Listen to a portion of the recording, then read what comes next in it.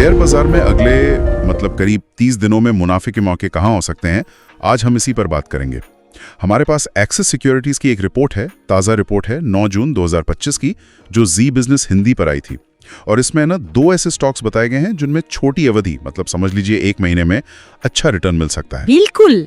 Axis securities का जो अनुमान है वो ये कि इन दोनों स्टॉक्स में 5 से 30 दिन के अंदर ही शायद 9 से 10% तक का रिटर्न आ सकता है। तो जो लोग शॉर्ट टर्म में मौके देख रहे हैं उनके लिए काफी दिलचस्प हो सकता है। हाँ बिल्कुल।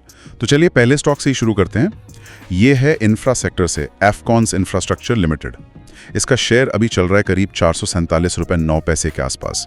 तो रिपोर्ट में क्या सलाह है इसे खरीदने की? हाँ, एफकॉन्स के लिए रिपोर्ट कह रही है कि इसे 444 रुपए के लेवल पर खरीदा जा सकता है और होल्डिंग पीरियड वही छोटा 5 से 30 दिन का। अच्छा। स्टॉप लॉस दिया है 419 रुपए का और टारगेट रखा है 490 रुपए का।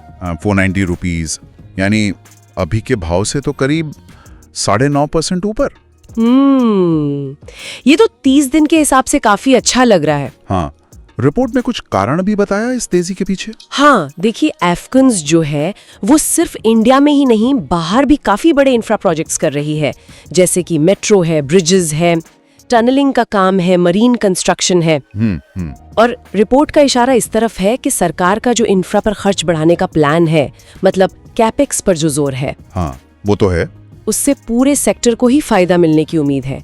और एफकॉन्स अपनी पोजीशनिंग और जो उनके पास प्रोजेक्ट्स हैं उसके चलते शायद इस ट्रेंड को भुनाने के लिए अच्छी स्थिति में है। समझ गया। सरकारी खर्च और कंपनी के अपने प्रोजेक्ट्स दोनों मिलकर इसे एक अच्छा कैंडिडेट बनाने हैं शॉर्ट टर्म के लिए। ठीक है, अब इंफ्रा से थोड़ा हटते हैं, टेक्नोलॉजी की तरफ चलते हैं। दूसरा स्टॉक है KPIT टेक्नोलॉजीज लिमिटेड। ये अभी 1353.4 रुपए पर है।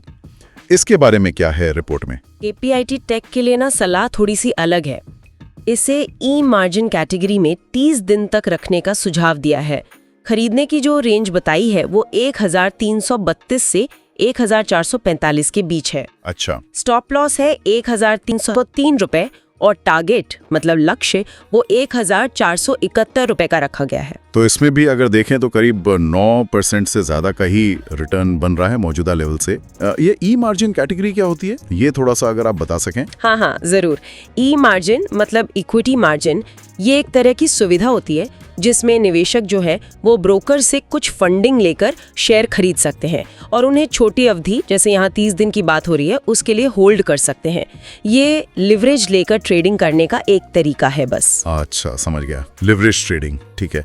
और KPIT टेक के लिए क्या लॉजिक दिया है रिपोर्ट ने? टेक में तो वैसे ही काफी कुछ चलता रहता है। देखिए KPIT जो है वो खास तौर पर ऑटोमोटिव सॉफ्टवेयर पर काम करती है और आजकल जो इलेक्ट्रिक गाड़ियों EV का जमाना आ रहा है, हाँ बिल्कुल, उससे जुड़ी टेक्नोलॉजी और सर्विसेज में भी ये कंपनी काफी आगे है। ये दोनों ही सेगमेंट बहुत तेजी से बढ़ रहे हैं। रिपोर्ट कहती है कि कंपनी के फंडामेंटल्स, उसकी आर्थिक स्थिति, मुनाफा कमाने की क्षमता, ये सब मजबूत है और साथ ही इसे लगातार बड़ी ऑटो कंपनियों से ऑर्डर्स भी मिल रहे हैं।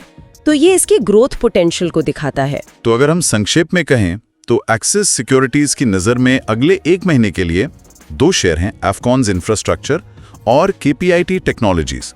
दोनों में करीब 9-10% की कमाई की संभावना है, एक इंफ्रा से, दूसरा टेक से। बिल्कुल सही कहा, लेकिन एक बात याद रखना बहुत जरूरी है, ये सिर्फ एक ब्रोकरेज हाउस की सिफारिशें हैं।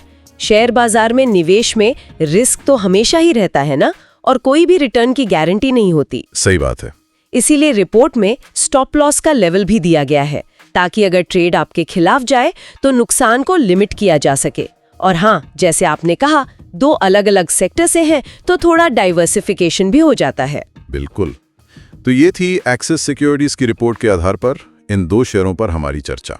हाँ, और आखिर में एक सवाल सोचने के लिए छोड़ जाते हैं कि ये जो ब्रोकरेज हाउस की सिफारिशें आती हैं वो शॉर्ट टर्म में शायद एक दिशा दे सकती हैं, पर क्या किसी भी निवेश का फैसला करने से पहले अपनी खुद की रिसर्च करना और अपनी रिस्क लेने की क्षमता को समझना ज्यादा जरूरी नहीं है?